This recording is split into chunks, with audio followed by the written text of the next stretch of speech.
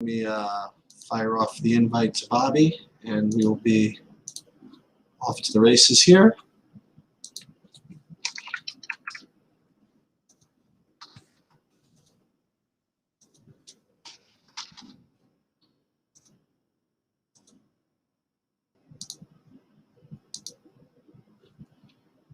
Again, Thursdays, it just seems to be that type of day where you get these split slates with a kind of a short slate in the afternoon and then a little bit of a longer, well, usually a little bit longer, but today I think it's 4 games for each. So what I would love to do is bang out both slates. For those of you that are playing, the early slate, it'll be a kind of a last-minute look. And for those who are just kind of watching this in recording, it'll be kind of a preview of the main slate a little bit later. Again, we'll get to the meat of whatchamacallit, of how many people are going to be interested in this in the live thing in the middle of the day, because it is remarkably inconvenient for me to do it in the middle of the day like this. So we'll just see if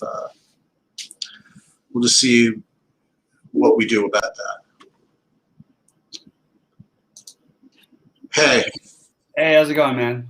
So yeah, so I was telling him there's really nobody here yet, but I was these Thursday ones are really weird, because it's just a couple of games in this early slate, and then I don't know how many people are going to be coming to this. So we are live right now, by the way, and we'll just kind of see what this could turn into. Is you and I just kind of kibitzing about the about the early slate, and then we could do our recording sort of in this format for the late slate. Because I'm prepared for both, and there's no NBA. I mean, not there's no NBA. There's Yeah. I totally agree with all of that. That makes a lot of sense to me. These Thursday getaway days are often going to be like this, but they won't always be like this.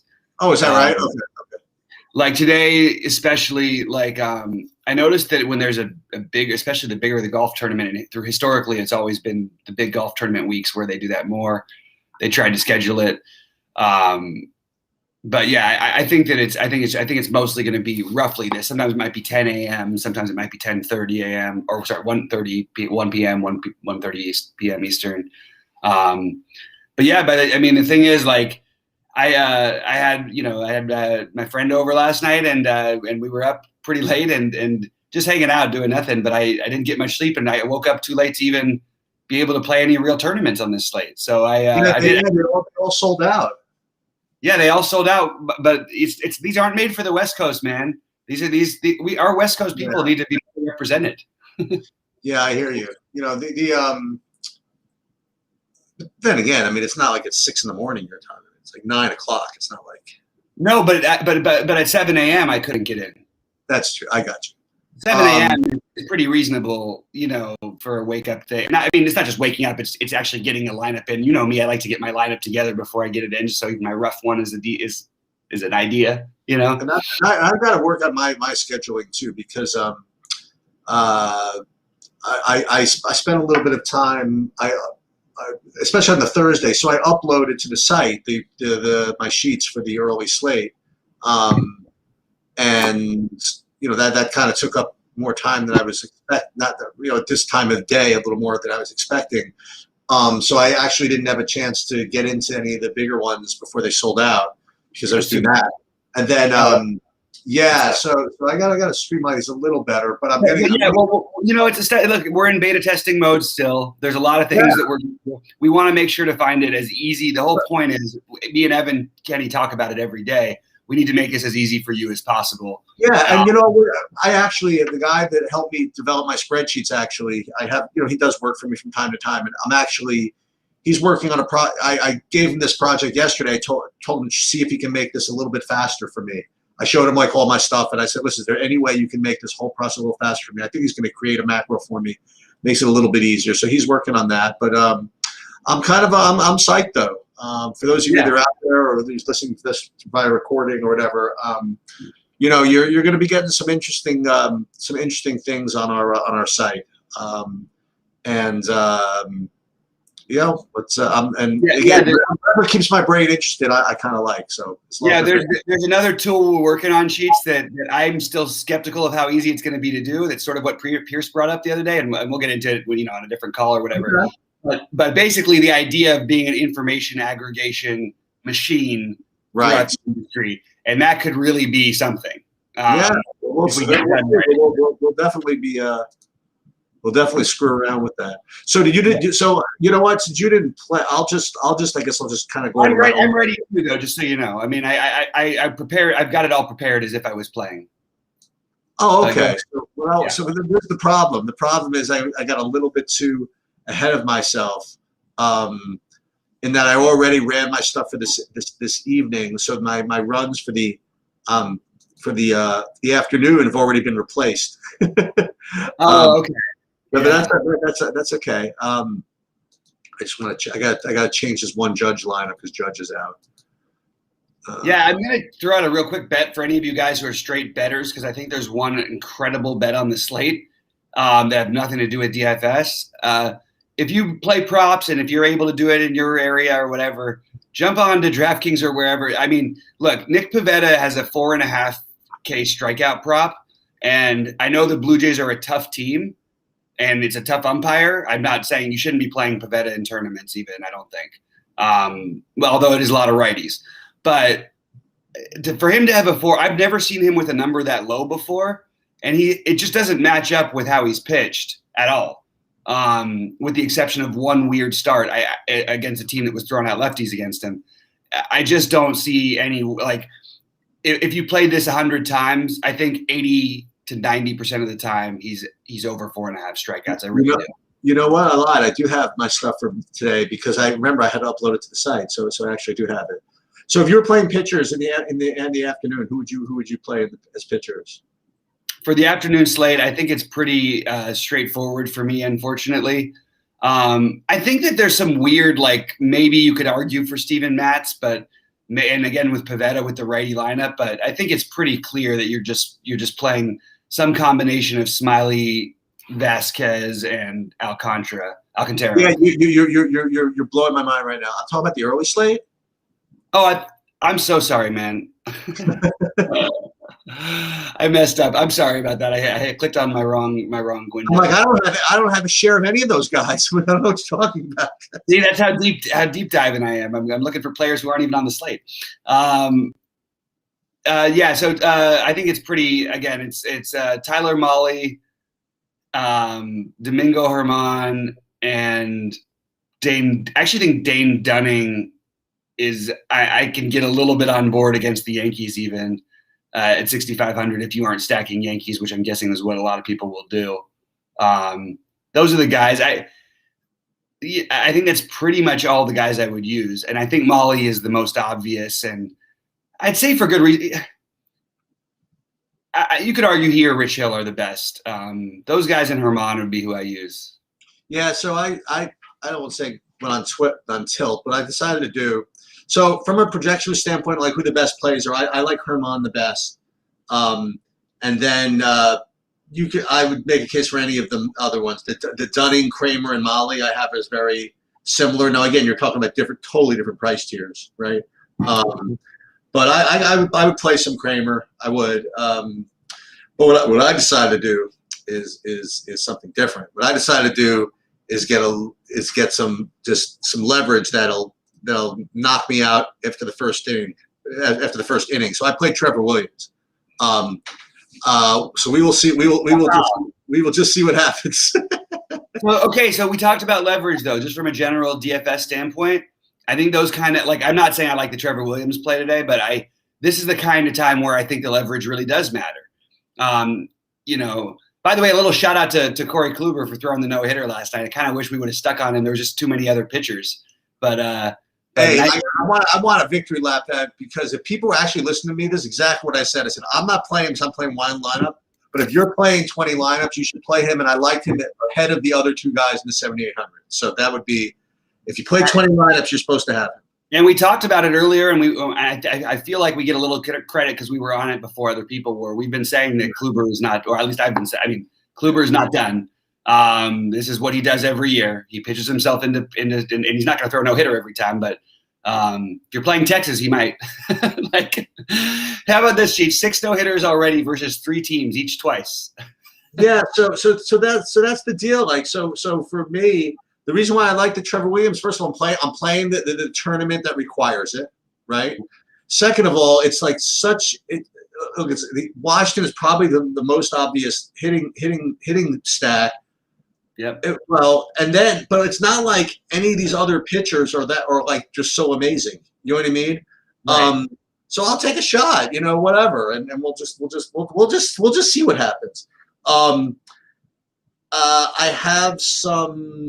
I have a decent amount of Baltimore.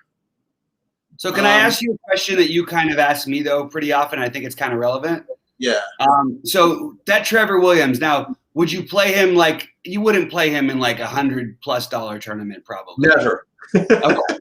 I just wanted to make sure where we were at, because I was like, okay, well, that would be, and you know what? Sadly, I probably would have – I already have immense respect for you, but I probably would have had even more respect for you if you were able to do that, because that's one I couldn't pull the trigger on. Anyway, keep going with your stack. Sorry about that. Well, it's not even that. It's like, it's also, I wouldn't play because he doesn't really project well either. I mean, he's just a bad, he's just like not really a good play, but just because everybody else is just kind of meh. I figured I would try. I have 20 lineups. I have 80% Molly, and then I got like 40% Trevor Williams, and then 15% Herman, 15% Dunning. I got 5% Joe Ross. Oh, and then obviously, and then 45% Kramer. So Kramer and Trevor Williams are basically both. They're both probably against. Well, Tampa's not the best stack. I guess the Yankees would be, but I think both those are going to be on the lower own side of the pitching routine. I think that Molly / Herman has got to be the chalk, right? I mean, it's probably the best combination. Yeah, I think it would be the chalk. I'm a sucker for. Why does it keep taking me back to the late slate? I'm always a sucker. I personally think Rich Hill is the best play. Nice. But I think it has the most. I think there's the most risk probably. But probably the highest upside and lower ownership significantly than the other two. And I mean, this guy, if you look at him, like Rich Hill's a guy who, when he's like this, I'm just going to keep playing him every time. So if I was playing one lineup today, Rich Hill would be in my lineup, and it probably would be with Molly. But there's a chance I might play Herman if I needed the extra 1,200 or something. But I really like Rich Hill in general, and he's a guy who's a ceiling he's not a guy who's going to go out there and get you 15 fantasy points every time. He might get you -5 and he's going to get you 30. Like I want guys like that when I'm playing DFS, especially on smaller slates. But in general, the -5s, he's actually pretty consistently in the, let's just say the 12 to 20 range, and then he gets to the 30s when he really gets hot. And he's got the kind of stuff where he can do that, and he can be dazzling to both hitters when he's on both sides of the plate. Yeah. What about all these guys throwing no hitters this year? It's kind of nuts. Well, this makes sense. So I was also looking at the leaderboards from last night, and I saw a bunch of no stacks at all. Interesting. And I saw a bunch of stacks that didn't have anything, because you had 3 players who hit 2 home runs and things like that. And I'm just saying, if there was ever a time to get away from stacking more, this is the time, because the problem is, like today, it doesn't make sense. Like today on this slate, the logical thing is to play Chicago and Toronto and Washington. Okay, in the early slate. Okay. On the early slate, right. But the problem is, like, you're playing that because of the weather. You're playing like a Coors Field type of thing for that. That's the strategy there. The way that hitters are hitting these days, the strikeouts are way up, the hits are way down, the home runs are up still, or in terms of. In relation to the number of hits, the home runs are as high as they've ever been, or actually I think higher now. So basically if you just pick out power bats, you're going to have cash game lineups that win tournaments a lot. And I think it's happening already. Not necessarily cash game even, but like you play a Rosarena, Kiki Hernandez, and Trey Mancini last night, and you literally could just dot in all the other spots, you're winning money at least, you know? Oh, so this is by the way, this is cruel. I want to talk about last night for a minute. So in the baseball, I told you, I played 2 lineups, right? One of them was not, didn't really do much. The second one was teetering on the edge of min cashing for like the whole time, and then I needed a couple of things to happen with Gavin Lux, and he did. He scratched, he clawed, he got a walk, then he got another at bat, and he got a single and scored. You know what I mean? Like he was, and then I had to like fade, like in the last inning of the Seattle game. I literally was in the last spot to cash, right? And I'm like, okay, who's got what? And some people had Crawford, he made out. Then some people had somebody else, he made out. And then I'm like, okay, I need somebody at a Haggerty, and then he made out. I'm like, okay, I should be okay. And then 15 minutes later, I finished out of the money by 1 position. I'm like, what the hell freaking happened?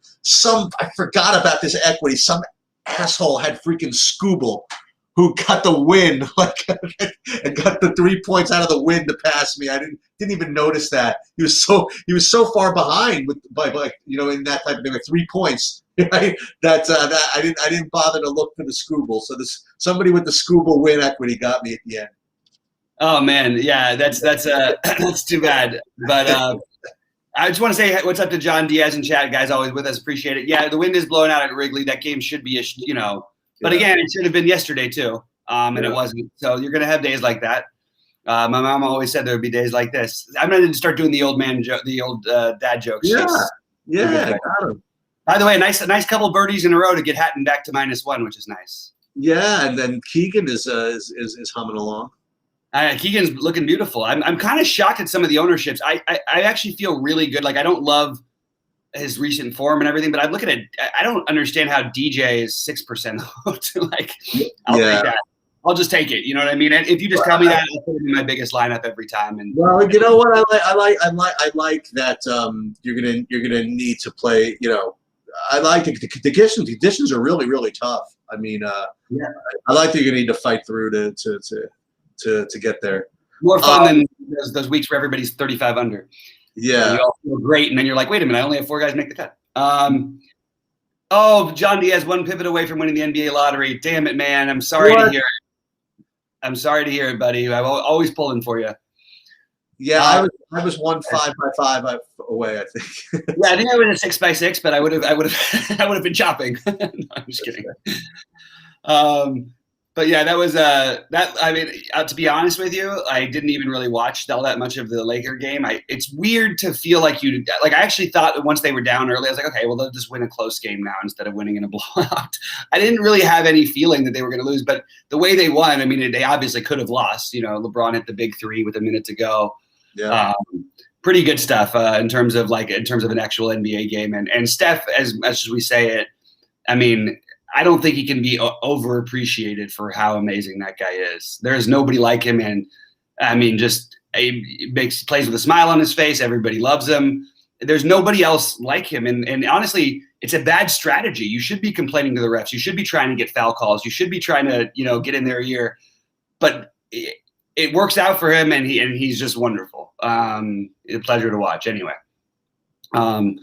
Anything else from the early standouts of individual hitters for you before we talk about the league? Not really. We let's just go on. Let's do the main slate and yeah. Let me get my sheet up for that. And actually I can pull up the DraftKings lobby, right? Yeah. Okay. Because I don't have anything going on there. Yeah, that's good. I didn't check the morning weather, but I'm assuming that every game is going to play. Just looking at the projected ownerships. But all right, let's take a crack at trying to win a small slate tonight too. Now we're going to. I just want to get this up, and then we'll create the lineup, and then we will be ready to go. Okay. Do you want to go game by game, or you want to? Let's do game by game. So you already put or whatever you want because you already mentioned some of the pitchers. But let's just start with Miami, Philadelphia, because 2 of them you mentioned come from this game. Yeah, I kind of was on the wrong slate. So, yes, my pitchers for tonight. I think Alcantara and Velasquez, but I really think I'm going to have a hard time fading Velasquez, especially if he's going to be lower owned than Alcantara and Smiley. And again, you should be using K props when it comes to pitchers when they stand out to you. And also you should bet on them sometimes when they don't. Both Matz and Pivetta, I think, have a reasonable shot, but I really like Pivetta at his K prop. I really think that's like one of the better bets that you can make today in all sports. I just think that, again, 80 to 90% of the time he's going to be over 4.5. I don't think you should be playing him at 9,600 against a really, really good Blue Jays offense, although it's the kind of game that certainly wouldn't surprise me if he had a good game because he's really good against right. He's pitched really well against the Angels the other day, the good Angels. And, people might want to go down and play this, play Yoshida. He's not going to pitch long enough. He will strike. This guy's got great strikeout stuff for the Dodgers, but I think it's just going to be a very narrow I have Velasquez and Alcantara as my preferences, and Smiley as my next guy, and that's pretty much it for me. Do you have anybody else that you could consider using here? Not everybody else, but my ranking is a little different. I have Velasquez clearly the best, and then I actually have Smiley clearly the second best. Okay, so you like Smiley better than Alcantara? Okay. Yeah, I mean, obviously, this is all price included, right? So Sure. So yeah, and then I have what's his name, Alcantara and Matz, actually maybe closer than you do. So I have Alcantara and Matz is like my second tier, and then for me it's like it's going to be Velasquez, Smiley, and then I could pay up for whatever I want, pretty much. Yep. Not for whatever I want, but for a decent amount of what I want. Yeah, that makes a lot of sense to me. I've become just a bigger and bigger fan of Alcantara's stuff, and I know he struggled last time out against the Dodgers. That means absolutely nothing to me. This is the kind of guy the Dodgers should be getting to because the Dodgers just dominate good right-handed, hard-throwing pitchers. So against everybody else, he's been really good this year. The Phillies are tough. Where do these guys rank? Where do these hitting rank? This hitting rank on your list? Anywhere at all? Where these teams rank for you? No, I think there's an argument. Again, here's where the leverage comes into play, right, on the 4-game slates. Yeah. So I think there's an argument for playing some bats from Miami, and those bats for me, it wouldn't probably be a stack. I actually don't think you need a stack at all tonight. But I think Adam Duvall at 3.9K been struggling. I don't care. We've seen that before. Great hitters park, obviously. I'm going to check my weather edge conditions, my weather hitting conditions. Shout out to Roth for being a god of this stuff. And yeah, I mean, it's Duvall, Aguiar, and Brian Anderson are all very, very reasonable plays. Brian Anderson is the one that will get ownership, I believe, because he's 3K, depending on how other lineups shake out. And then I completely could make an argument as individual plays. I like Odubel Herrera at 2.3. I like Bryce Harper, obviously, and Andrew Knapp makes a lot of sense as a value catcher. So those would be my three favorites. Those are also going to be the three most popular.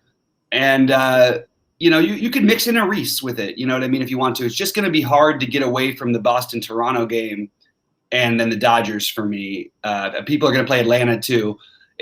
Those are all probably better, but you will get some ownership discounts. So maybe playing a Duvall and even a Herrera if you need to save for some reason is not the worst idea. He's probably going to, bat 5th or 6th today.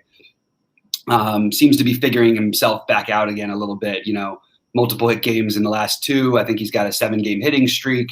A guy in the past we've seen with a little bit of pop who will occasionally stole a base the other day. So at 2.3 definitely makes a lot of sense to me. So Duvall, Herrera are definitely, and possibly Knapp are my favorite plays from this game. Guy with the first name I can't pronounce is 2,300 from Miami. If you want some anti-Velasquez stuff, this Magnurius Sierra. Yep. And then Jazz Chisholm and Corey Dickerson and Adam Duvall, as you mentioned. Yeah, I think that provides some good leverage against Velasquez. They're not like a top priority for me, but I'll probably play enough lineups where I play them. Yeah, and you can definitely use one hitter against your pitcher tonight. Oh, you think so? I mean, it's 4 games. I don't think that It's I pretty clear. never thought of doing it with only 4 games. I would usually wait for like 2 or something. You can get away with it with 4 games. Oh, for sure. I mean, look, I've won tournaments where I've done it on 10, 12. No, Oh, really? Yeah. It was an accident, but it happened. But, you can get away with it, I think. All right. You want to talk about Pittsburgh and Atlanta here? Yeah. As I mentioned, Smiley is my second pitcher. And as you kind of alluded to, a lot of people are going to be playing Atlanta, and I guess one of those people is going to be me. Atlanta is one of my. Actually, it's interesting. Like Atlanta is my top, one of my top 2, but like my second one might not be like who's your top 2. But I am getting a little Pittsburgh. I just thought I would let you know that. I don't know whether it's as a secondary. I don't know my full man stack 'em or anything like that. But I am getting a little bit of Pittsburgh as good value here from Jacob Stalling is always a good play at catcher. And then I have Brian Reynolds, Kevin Newman, Eric Gonzalez. And none of these guys are gonna win the Triple Crown or anything like that. But maybe like 2-man or 3-man to like fill out your other stuff if you pay up for other spots. Maybe. Yeah, that makes sense. Yeah, it's. I kind of would take the approach I'd want to like. I do like Stallings. I think I'd prefer him over the aforementioned Knapp. I like Brian Reynolds. It's really hard when you look at Pittsburgh because like all the pricing makes you want to play these guys. They don't hit the ball far. I know. This is a good hitting environment today. It looks like. I'm going to pull up my Weather Edge thing right now because I would like to get some idea. And I'm not going to give away other people's information for free, but I'll give an idea of what I'm doing with my lineups based on weather because I think it's a big factor these days. Let me just see real quick. And looks like we don't have enough history, but I can tell you right now it looks good in Atlanta. In terms of whenever it's warm in Atlanta, I'm willing to forget about 10 miles an hour of wind blowing in from left. It doesn't bother me as much, especially because these guys, I mean, all of them, but except for Ozuna, they all are awesome at going opposite field. I mean, we saw it with Acuna with the walk-off last night. So especially the Atlanta side is going to be extremely high owned for very good reason. There's going to be 3 stacks that people play on this slate, and I'm kind of hoping that maybe I don't know actually. Maybe they don't end up playing enough of the Blue Jays because Pavetta's okay against righties and the Blue Jays are so expensive. But because you can't play the Braves, Blue Jays, and Dodgers only. I think you need to try to and Red Sox. I think you need to try to mix some things up. The problem with the Red Sox game is you have the best hitter, probably the best hitting stadium. The wind is blowing in from left. But it looks like it doesn't really matter that much right now. And these are probably the 2 best real life pitchers on the slate, and they're the guys who have the highest run total, and they have the best offensive environment and the best offenses, arguably with the current status of the Dodgers. So it's going to be trying to find ways to either play these stacks and try and do the low owned version. One thing you can do, so with Atlanta, is you can throw Heredia into your stacks. I do think Albies will be the lowest owned because of his price in relation to the other big bats. So I like Albies. So Albies, Acuna, look, he's my favorite. He's the best. He's the best play every day, in my opinion. But I just don't know at what I think might be like 45, 50% ownership if I'm going to be able to do it. So I'm kind of trying to look at the other guys. So Albies and Heredia, if you're going to make the full stack Heredia, not as a one-off, but Albies, Heredia and Contreras will be the lowest owned of the Atlanta side. And those are the guys who I would be targeting in the stacks. And I wouldn't mind Albies as a one-off, especially with his ownership, and people just have a lot of other great second base options to play that are going to be mega chalk. Yep. Starting with the next game, right?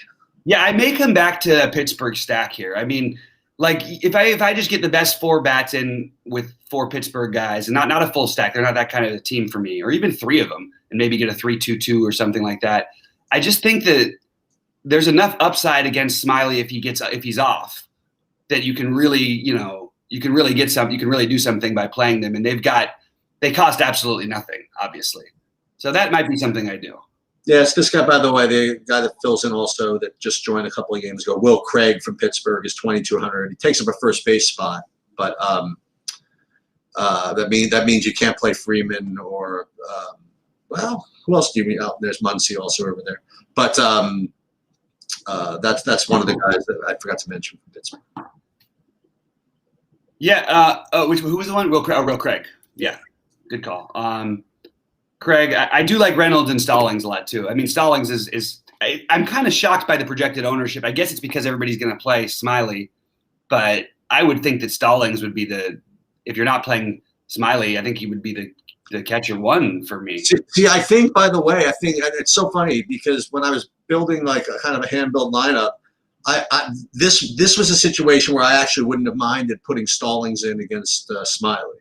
That's a perfect example. Actually, that makes a lot of sense. Yeah, I think that's a really good one. I also think you could even play like a Brian Reynolds. Not that you need to do that with the outfields being so loaded, but because of little stolen base equity. Same thing with Kevin Newman. So all those guys individually against Smiley, I think you can play with Smiley. Right. I mean, what I was looking at it was sort of along the lines of what you said, is that if in fact, like Stallings, and maybe that's not be the case, but the way I look at it is if Stallings is such an incredible standout at catcher, like just say he was, then I would be willing to not worry too much that the pitcher's against him. Yeah, that makes a lot of sense to me. With the positional stuff, Yeah. All right. What you want to go to the next one? Yeah. So speaking of chalk second baseman, Kiki Hernandez looks really good over there, as does all of Boston. So you kind of mentioned them, and I like them. Now I kind of like what you were doing with the Pivetta strikeout prop as opposed to playing him in DFS. I don't know. Like I said every day. I mean, I don't know if I want to be screwing with Toronto. But you also want to screw with Mark Wegner. This might be maybe 2 or 3 best hitters umpire in baseball. Oh, is that right? Pivetta and Nats are the kind of guys who could really use that extra. Yeah, you know what? I think that boosts Boston probably to the top for me now. But have you seen a game ever with 20-mile-an-hour winds blowing in from left, other than San Francisco? Well, I guess that nobody played them anyway. But where that's like the best hit. I mean, a 10-run total with 2 good pitchers and 20-mile-an-hour winds is kind of crazy. But I guess it's like a little league field. What's that? It's like a little league field, though. I mean, I know. That's the counter side. Yeah. But just like one thing. I know it sounds stupid, but you want to try and find baseball is about finding every little edge. So look at guys who hit the ball opposite fields. Kiki actually has decent power the other way, and then look at the left. JD, because then at least the wind is not affecting you the same way that it is when you're trying to hit it to left. Now I know that left field is still short over there, but it's still you have 20 miles an hour going against you. I mean, if the difference between a ball traveling an extra 10 feet or 20 feet, which is really possible in that kind of wind, that's a fly ball versus a home run, and there might be like 6 or 7 of those hit. Yeah. So if the weather does change, you're all on this. The only thing that's interesting to me about this is I don't think that the other pieces are going to be played a lot. My favorite play to get create if I'm for tournaments would be Verdugo, because Verdugo actually hits lefties just as well, maybe better. Matt's actually tends to give up just as much to lefties as he does to righties historically. So I kind of like the idea of playing a little Verdugo. Renfroe will be the low-owned one. I think Bogarts will be low-owned because I think people would prefer to spend up for he won't be crazy low-owned. And JD will be okay. I think JD should be like the best play. Like he's the best raw points play other than Acuna. But I actually think that he's going to end up. It's hard to pay for all these guys. So, and you don't even have enough positions. So I'd prioritize JD and Verdugo, but you're using up outfield spots. And then I would take a big gulp and try to fade Kiki Hernandez outside of stacks if I had to. He's just the obvious chalk. It's not that. Listen, it's not like you're fading like Derrick Henry. You know what I mean? Like it's baseball. I mean, you can right, exactly. No, I hear. Yeah, exactly, man. And I'm just saying, like, it is a guy leading off for an offense that's supposed to score a bunch of runs and all that stuff. But yeah, but Bobby Dahlbeck, I mean, just do it different. Stack the bottom of the order. You know, there's ways you can use this stack, and if you want to. I don't personally love the full stack, but I do love JD. I actually love Kiki the way the matchup sets up for Kiki, but I just 40-50%. It's going to be tough. So Verdugo, I don't mind a little two-man with Verdugo and JD or Xander and JD, and then using your other stacks elsewhere. So Merrill Kelly, man, he's trying to avoid pitching against the Dodgers. Like he's scratched. We have. I'm sorry, I didn't talk about the Toronto side. Oh, okay. Toronto, I think, is going to be this. They're going to be basically the chalk, but you can't really get in certain guys that easily. So it's going to be interesting.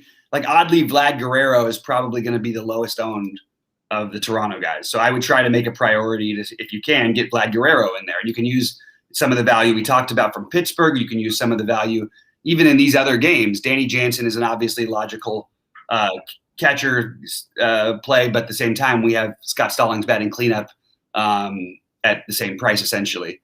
I think Grichuk ends up the lowest owned. So I would be leaning on starting my if I was going to start a stack here, I probably would go Grichuk. Just make sure to have Grichuk and Guerrero in there, and maybe make it a 4-man or a 3-man to be a little different. Yeah, and if Tellez is really going to be 25% at the bottom of the order, forget him. But if he's not going to be, and if he bats anywhere else, and he's going to be less than 20%, I would have some interest in Tellez as well as a lower owned, and Semien will be the lower owned of the other guys. So just Guerrero, Semien, Grichuk. I would start my stacks with or Teoscar, who will be a low-ish owned. I would probably use those guys in my stacks just because they're going to be lower owned. And honestly, there's no real reason except for their prices are hard to get to. Yeah, I would throw Gurriel into the mix now I think, and as a result, now we've named all 9 guys. I think. Yeah, I mean, I'm probably gonna prefer Boston a little bit, but not by much. And I'd probably prefer Atlanta. Atlanta's gonna be the most popular, don't you think? I think so. I mean, you're right. It should be Atlanta. Yeah, I think it probably will be. All right. All right. So you mentioned the Merrill. Finish your Merrill Kelly thoughts, because he's trying to dodge them, and he's trying to avoid pitching against them. Like he was supposed to pitch against them every day, and they keep scratching him. And if he survives one more excuse, he can get out of there without having to face him. But I think he's run out of excuses. I think he's going to actually have to pitch today. Yeah, sure, why not? We can play the Dodgers against Merrill Kelly. We've been trying to for a couple of days now, right? Yeah. So he's not going to get out of there. He's not going to get out of LA without us playing at least a lineup or 2 against him. No. No, I love the Dodgers. Look, if he pitches tonight, which I'm very skeptical that he will. Are they like I don't even understand this entirely. They're scared. What? They're scared. Yeah, but I mean, like, what do you have these pitchers for? That you're pitching, you're in the same division. You're gonna have to pitch against the Dodgers. Merrill Kelly, you want to wait till the Dodgers are actually healthy with their real players playing? I mean, like, this is the only chance you have. I mean, yeah. So the obvious play to me to make is play Lux over Kike. Basically the same thing, and you get maybe 1/4 or 1/50 ownership. I really think it could be that drastic. You can use Yoshi if you want to for some value. What is it about Yoshi that makes everybody when they put him in the lineup, they want to bat him 3rd or 4th, and then he doesn't really do anything. He did have an RBI single last night, I guess. A bunch of my friends were at that game. I think that the Dodgers are actually going to be lower owned than these other teams are because of the island factor and because of the perceived hitting environments. And I'll just say, like, I will make the Dodgers my primary stack tonight. Now they're still going to be owned, but if you use Beatty and Lux, and then you can do whatever you want, I think that's going to be the low owned combination of the two. And obviously you want to try and get Mookie in. I think that after him, it would be Muncy and Will Smith, then Turner for me. That's the way that I'm looking at the Dodgers in terms of rankings. And the guy who never gets played enough, well, not enough, just doesn't get played as much because he's not quite the hitter. But look, when he plays, look at his production has been freaking great, is Chris Taylor. And the guy who's fun to play in DFS because he may not hit a ton of home runs, but he certainly swings for a home run every freaking time. So if you want to go lower owned with a stack, Lux, Taylor, and Beatty are your way of doing that. Yeah. Do you like anything from Arizona today or no? Dalton Varsho, but he's going to be pretty popular. 2.2 as a catcher / outfielder. But again, what's interesting is like for all this value we haven't had at catcher, I feel like there's better value at catcher on this slate than we've had. Yeah, on the 4-gamer. On the 4-gamer. And so that's actually become an interesting position. It would be kind of interesting as a game theory thing to play because Varsho is going to be popular. But if you played him in the outfield, I think you're getting very different because then you use one of the other cheap minimum catchers. You have to look for every little weird thing on these 4-game slates, So that's kind of an interesting route to go. And I don't really think I'm getting to. Nick Ahmed is 2.5. That's kind of interesting, like really cheap. They're all cheap. I don't really think. I guess that Peralta. I'm not really that into these guys. They do get Ketel Marte. They have Ketel Marte back now, so he came back last night. So their lineup is a little better than it was, but nothing that stands out as being like a guy's anybody I need to play. I think maybe you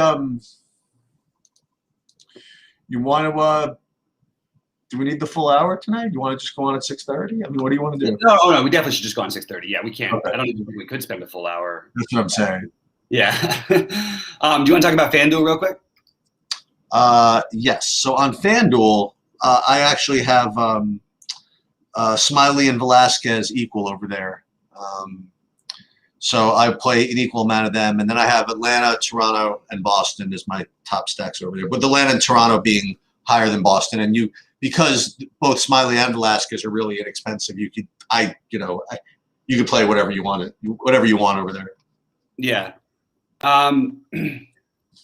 Yeah, I think that Smiley and Velasquez are. I think that Alcantara is the best play, just because. Oh, okay.